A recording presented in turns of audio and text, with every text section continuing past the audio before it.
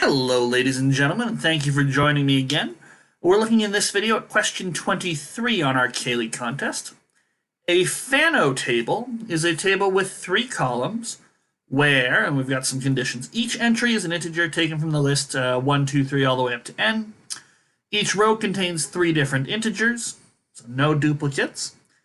For each possible pair of distinct integers, from the list 1, 2, 3, all the way up to n, there is exactly one row that contains both these integers. This doesn't sound like a Fano table. I feel like this is the Kirkland triple or a Steiner triple system. I feel like these are the terms associated to this concept, but I've definitely seen things like this before. And if you're willing to, I think it's the Kirkland schoolgirl problem, actually.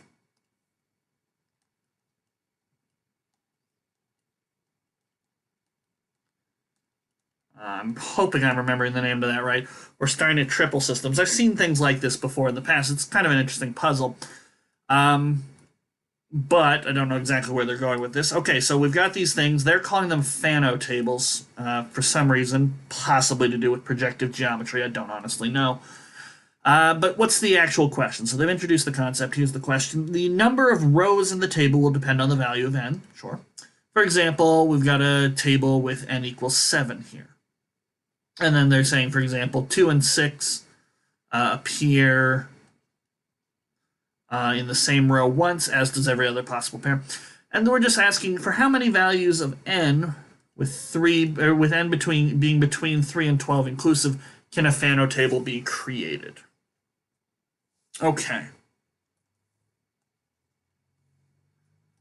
So I like that the one for 7 has 7 rows. I don't know whether or not that's a coincidence or anything like that, but it seems like there's definitely sort of some symmetry going on because the same sort of they're just sort of cycling this around. It goes 1, 2, 3, 4, 5, 6, 7, 1, 2, 3, 4, 5, 6, 7, 1, 2, 3, 4, 5, 6. So that's kind of interesting. There's some patterns here to note. Now, I don't want to just be guess and checking all the possibilities. I mean, for 3, I think for 3, just 1, 2, 3 would suffice. But for 4, I don't think 4 is going to work. But I'd rather not just sit here and say, well, if it's 4, you're definitely going to need at least 2 things and stuff like that. I don't want to be guessing, checking, and trying every single possibility because a table for 12 is probably going to be very long if one exists at all. So let's make some observations. And I think probably the most important thing would be the for every possible pair of distinct integers. Now, how many possible pairs are there? So the number of pairs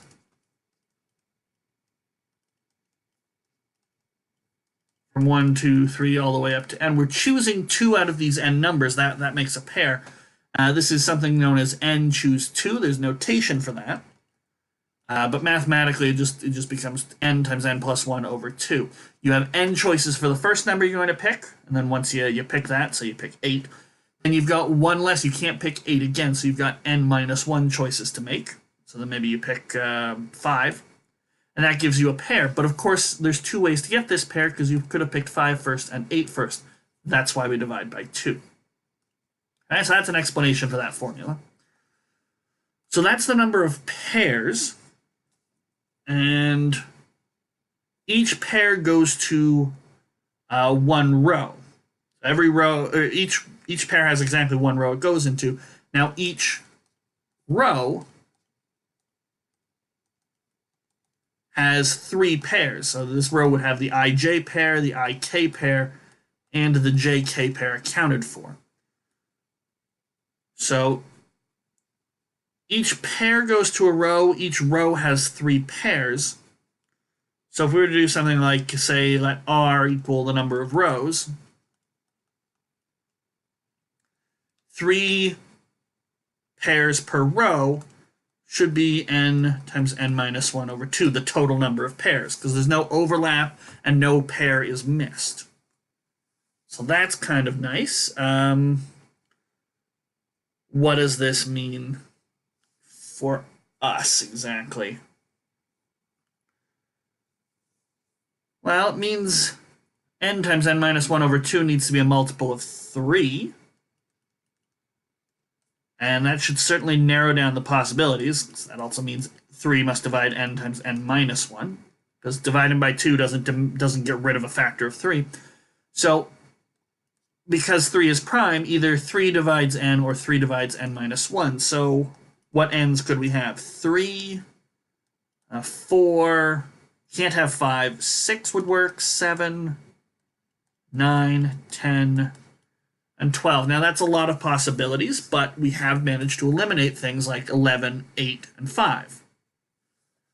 So now the question is, do we say, all right, that's small enough, let's see if we can try and make some of these, or is there more to be found? Now I'm wondering, there's a nice sort of symmetry, as I pointed out originally, that caught my eye, that they're basically just sort of cycling 1, 2, 3, 4, 5, 6, 7 over and over again. I suspect that that doesn't just work all the time, because I mean, there's no cycling going on here. But is there some other symmetry that's hidden that maybe we can't, maybe can help us narrow down these possibilities? And if so, what else might it be? Now,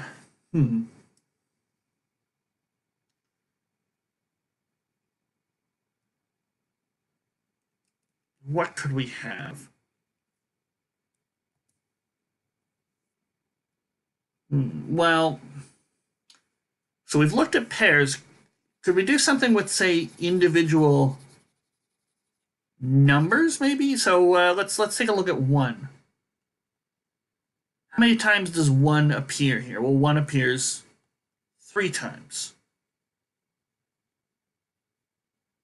It's kind of interesting. Would 1 always appear 3 times? Well, no, because 1 only appears once down here.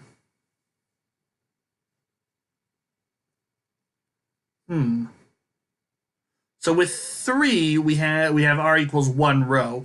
With 7, you have 7 rows.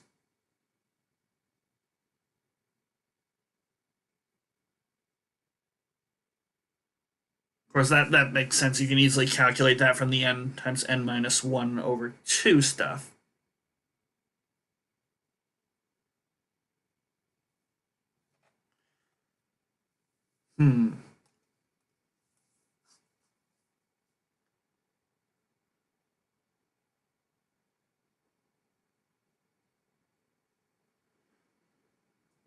Now, with 1, you can't have... So I see there's a 3 with 1. You can't have 3 with 1 anywhere else. So with 1, one has to have 2 other numbers in its row. You can't have sort of any duplicates. So the number of times 1 occurs needs to be, I think, a factor of n minus 1. Because n minus 1 needs to be divisible by 2. Because the numbers other than 1 need to sort of pair up to go with 1. There we go. That I think that should help. So how do I want to say that? So fix a value, say 1,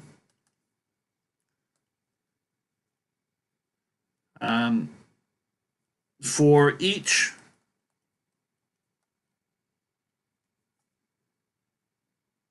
I between 2 and n, it must appear in a row with 1 and only 1. So in only 1 row. So 1 has 2 other numbers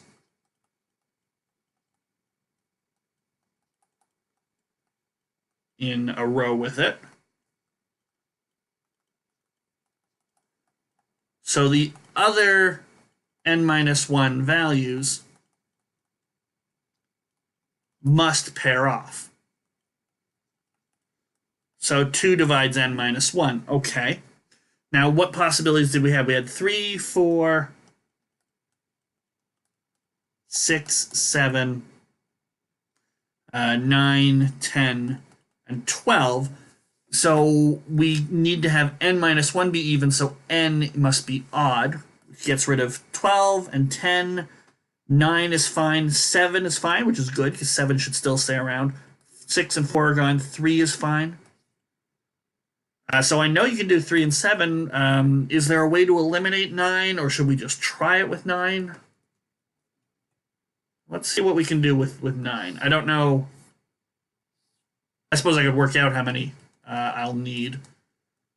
So 36 rows. Oh, yikes. Oh, no, sorry, 36 divided by 3, so it should be 12 rows. So 1, 2, 3, 4, 5, 6, 7, 8, 9, 10, 11, and 12.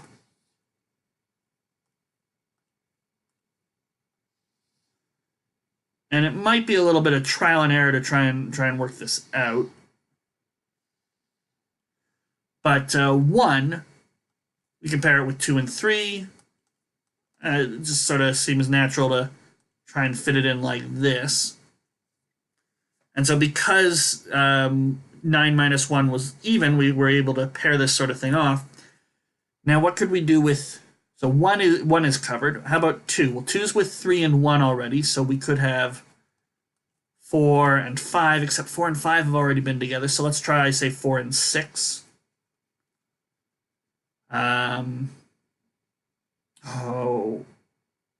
Can't do 8 and another even number. So let's try 7 and 8 and 5 and 9.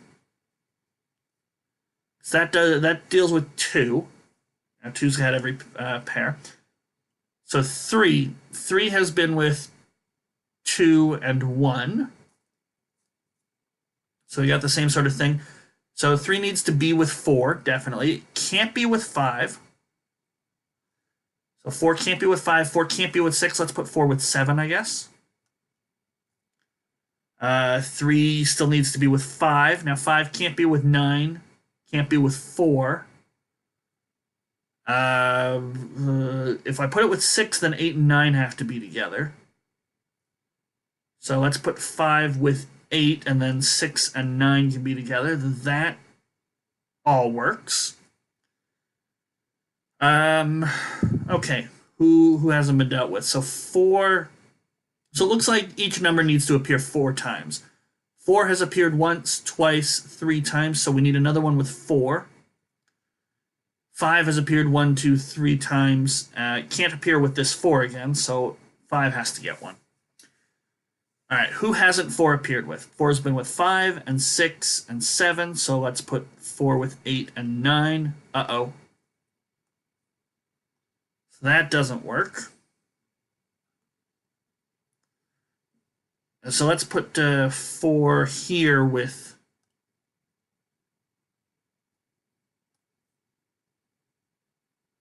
8. And then 4 can be with 7 and 9 here. That's still all fine. Now I still need to put 7 and 9 in here somehow. 5 could go with 7 and 6 could go with 9, sure. Okay, and then 5 hasn't been with... 5's been with 9 and with 7 and with 4, but 5 hasn't been with 6 or 8. So I think we've got it. So 3, 7, and 9 are the only possible n. They just wanted us to count the number of n's. So that's B3. All right, it was a little long trying to figure out how to narrow it down. I still don't fully understand exactly how these Fano tables, as they call them, could be easily constructed, but it wasn't too bad a trial and error for 9 there. 3 would be very easy to work out. I mean, I did it without sort of realizing that it was going to be required. And they give you 7, so not too bad, I guess. Okay, we got 2 more questions to go. Feel free to give them a try before joining me in the next videos. Up next, of course, will be question number 24.